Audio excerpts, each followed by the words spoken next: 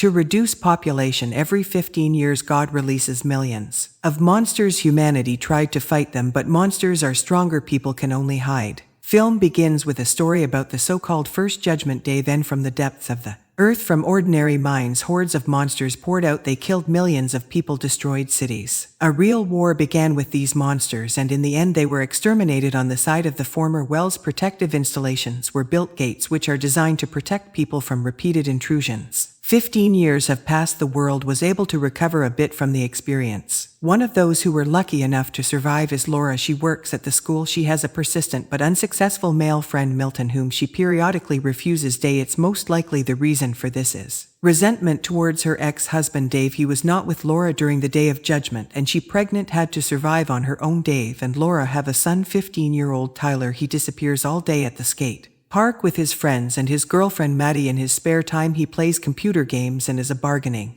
chip in the defect, the relationship between his father and mother, who broke up immediately after his birth. Meanwhile, the situation is heating up. An eclipse is approaching, and this is one of the heralds of a possible monster invasion. In addition, seismic activity has increased. Protective Don't personnel are conducting emergency checks. And there is very disturbing news in the news. Mass extinction of fish. She began everywhere. The same thing happened the day before the First Judgment Day. Migration is another alarming signal. Everything is repeating itself as it was 15 years ago. Tyler is spending the weekend at his dad's when the phone rings. Dave gets a call from his old friend Ted. He assured that the new Judgment Day will be tomorrow. He insists that Dave urgently take the family and come to a shelter before the eclipse. Meanwhile, the first monster appears under the protective dome, quietly sneaking up the stairs. At this time, Laura calls Dave. She has also seen the news and demands that Dave bring Tyler home. Milton has reserved a shelter, and she's sure it's the only thing that can save them. Dave reassures her that he is the father and Tyler is safe with him. Tyler receives a text, reads it, and quietly leaves the house while his father is talking. Laura is in a panic. Dave's house is not secure and he must bring Tyler to her immediately. Dave agrees. He goes to Tyler's room, but he's not there. Milton rushes Laura. The shelter is filling up. They need to hurry. She explains that she can't find Tyler. Milton uses his phone number to find him at the skate park.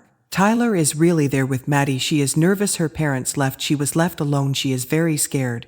As Tyler not to leave her, Tyler promises that he will never do what his father did. He will not leave Maddie alone. Suddenly a bird cry is heard. Huge flocks of birds fly in one direction. People in the park run in panic. Everyone leaves town. Dave goes to the park to look for Tyler. He gets into a giant traffic jam and runs in search of his son, leaving the car behind. At this time, under the dome, the worker checks the instruments. There is a rustle, some strange sounds. A monster appears. It rushes and tears the worker apart. The soldiers standing nearby shoot at it, but to no avail. Ordinary bullets do not harm it. Tyler and Maddie look on in horror at the reigning panic. Dave comes running as Tyler explains to his father that Maddie had nowhere to go and he couldn't leave her. Laura drives up with Milton and takes everyone to the shelter where the seats are booked. There is just over an hour left before the eclipse. There is complete chaos in the city. People are trying to escape. Traffic jams are everywhere. Finally, they get to the shelter, but it is cordoned off by the military and only women and children are let in. Dave asks Tyler to take care of his mother and sends them to the shelter. He and Milton remain in the crowd. Tyler goes to the shelter but then runs to his father. Laura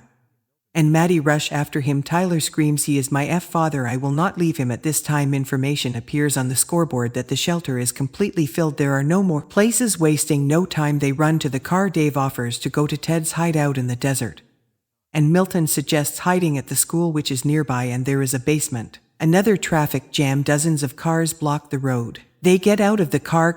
An earthquake begins and the solar disk is covered with a shadow. The eclipse has begun. Under the protective dome, the monsters make their way out. Their crowds crawling, flying. They capture the city. Dave suggests leaving the city. It's much more dangerous here. He wants to drive himself, but Milton is outraged. This is his car and he knows how to save everyone. They have a fight with Dave, but then Milton is grabbed by a flying monster soaring with him into the sky. Laura screams heart-wrenchingly. Dave stuffs her into the car and they try to get out of his hell. They drive along the canal. Dave reassures the children everything is fine. We will get out. The car is running out of gas. Dave wants to find a replacement for it. There are several cars ahead. Dave gets into one of the cars. An elderly man hid in the back seat. He glances at a huge bloody monster that looks like the skeleton of a bull. He is very close. The bull passes by the car without noticing them and begins to chew on the lying body. Dave very quietly rolls the car back to Laura And the kids now both cars are standing side by my side, but they need to somehow get over to a new one. Meanwhile, the bull noticed them.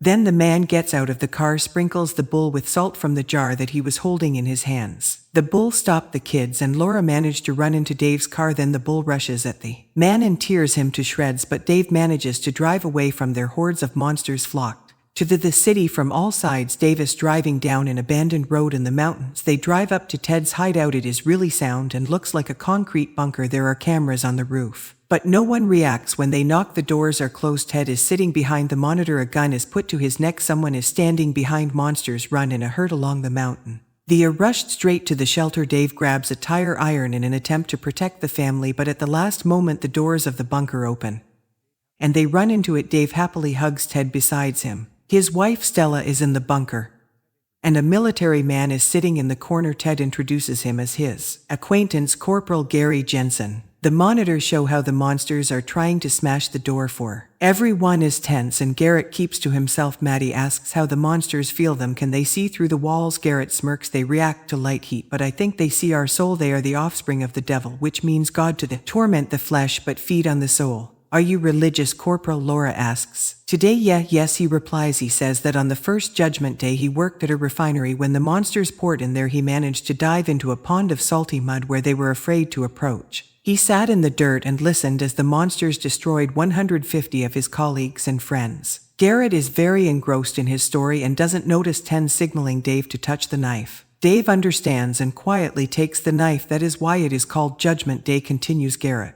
The devil rules on this day. At this time, something that looks like a centipede crawls from the street into a small hole in the mesh covering the window. Garrett says he'll be on duty first. Ted invites them to stay as well and looks meaningfully at Dave, but then Garrett pulls the gun out of its holster, forcing Dave to put down the knife. Garrett explains that he tried to hide and found this hideout. Kind Stella let him in. Although Ted was against it, he survived the first time and will survive now no matter what the cost. Tyler throws himself at Garrett. He tries to take the gun from him, but Garrett throws him away.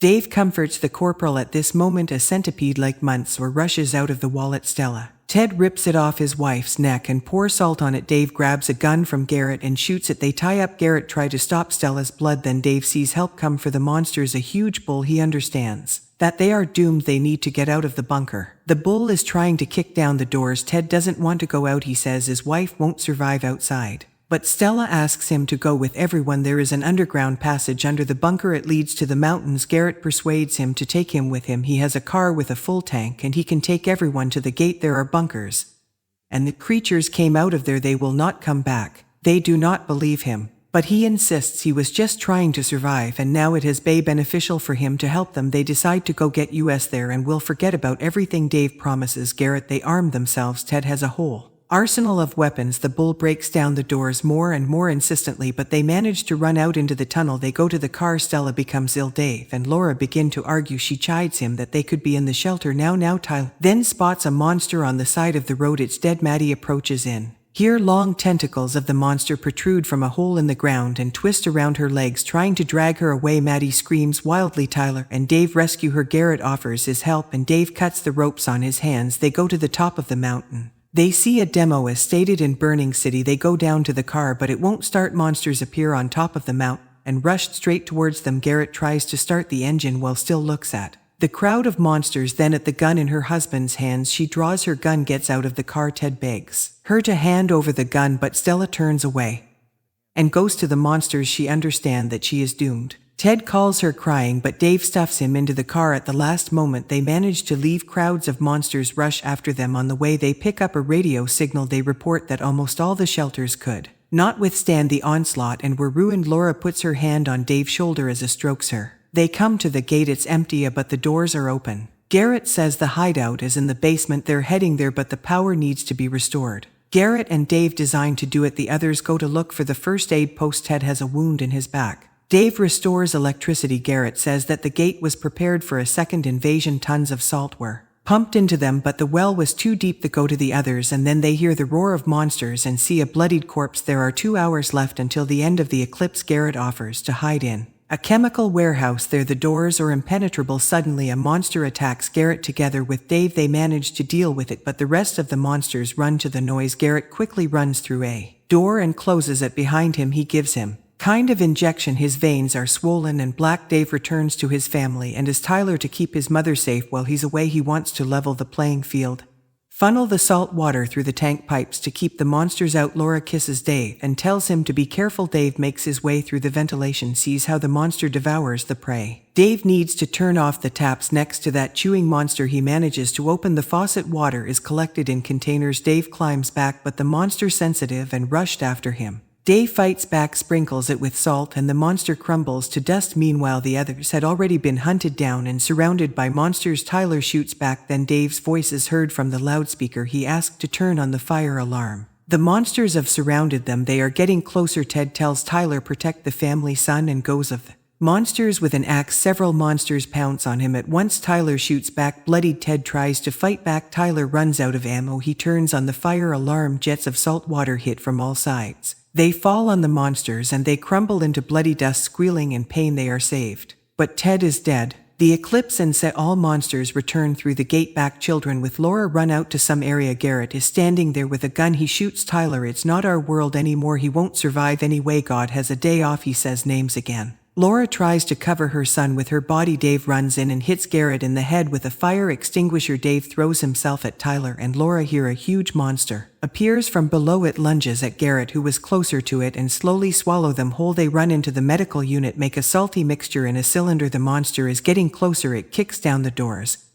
But Dave manages to throw a canister concoction at him. It explodes, the monster roaring wildly and crumbling to ash. Laura hugs Dave. They don't believe they've been saved. Embracing, both couples go outside. The world is ravaged, but the monsters are gone. Maybe this is another respite, but one thing is clear. Life will be reborn and light will always defeat darkness. Thanks for watching this video.